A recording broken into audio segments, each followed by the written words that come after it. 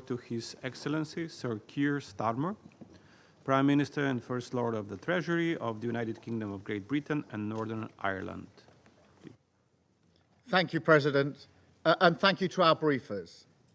I want to start by paying tribute to those who see these terrible conflicts and walk towards them with no agenda other than helping those in need. The UN and the ICRC have both lost staff this month in Gaza, Lebanon and Donetsk. More than 200 aid workers have been killed so far this year, including British citizens. Their humanity should illuminate the work of this Council. Because we have heard again today just how dire the situation has become. The Security Council must deliver its responsibility for global peace and security. So I want to use this meeting to call to action in three key areas. First, we need to renew the international consensus on delivering humanitarian support. This should be a bare minimum, yet too often we're falling short. We must address the situation in Gaza.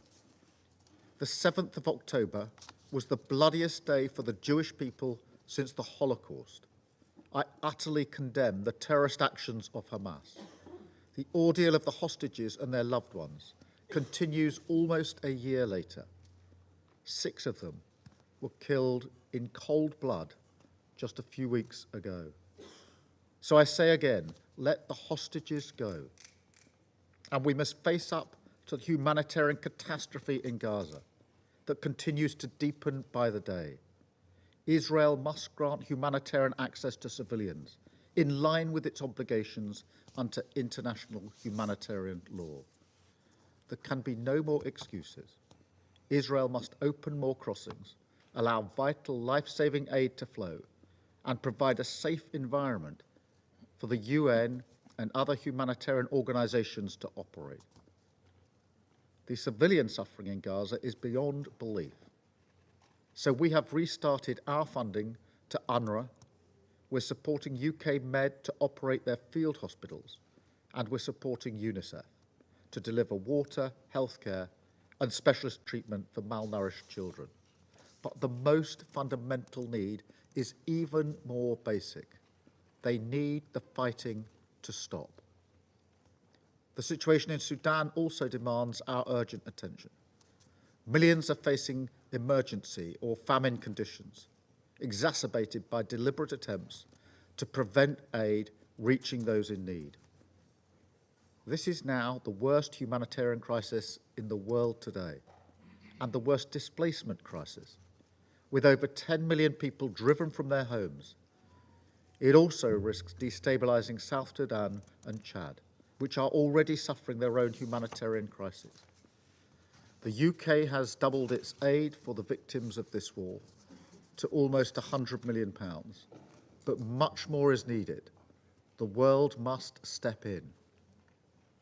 Second, I call on the Security Council to seek political solutions that can break repeated cycles of violence like that in the Middle East.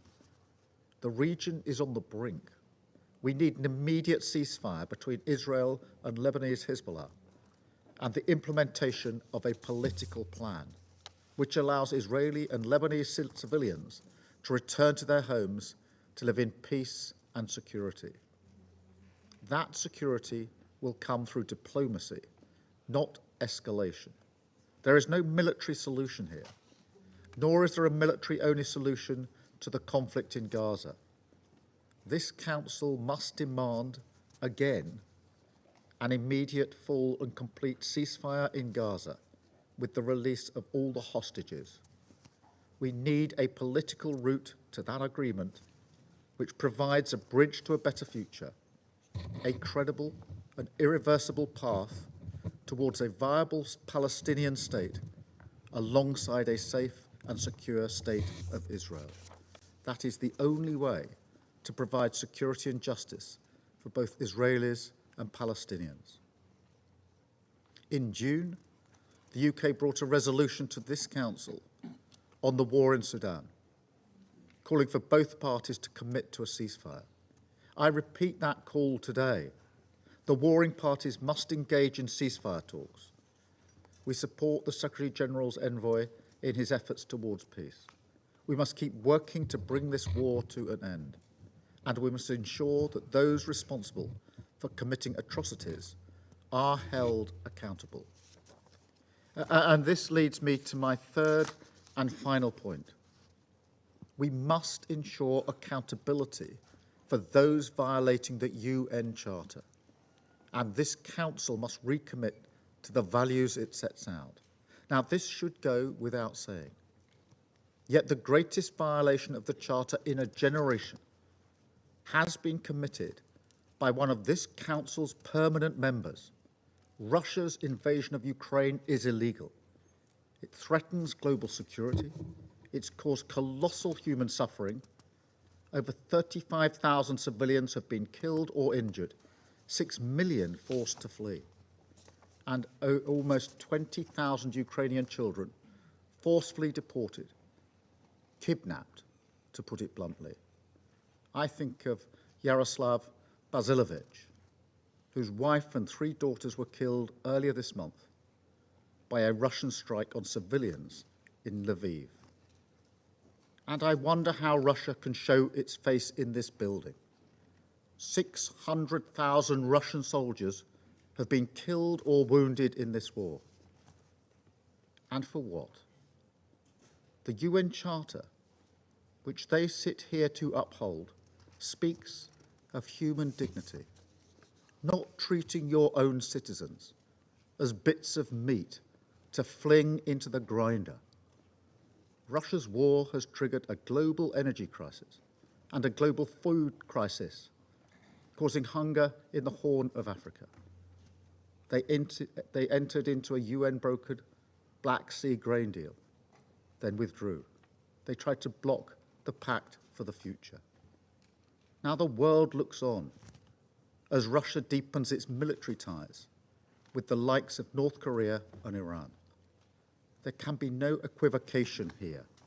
They must be held accountable. Aggression cannot pay.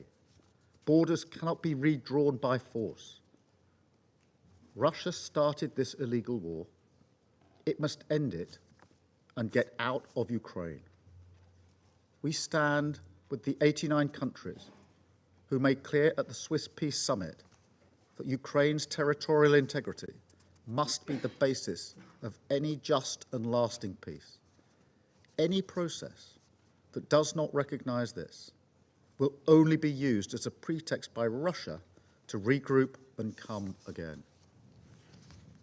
President, in this moment of deepening conflict, the world looks to this Council more than ever to provide leadership for peace, preserve our collective security, and protect the most vulnerable. The United Kingdom will always play its full part in fulfilling that responsibility. Thank you.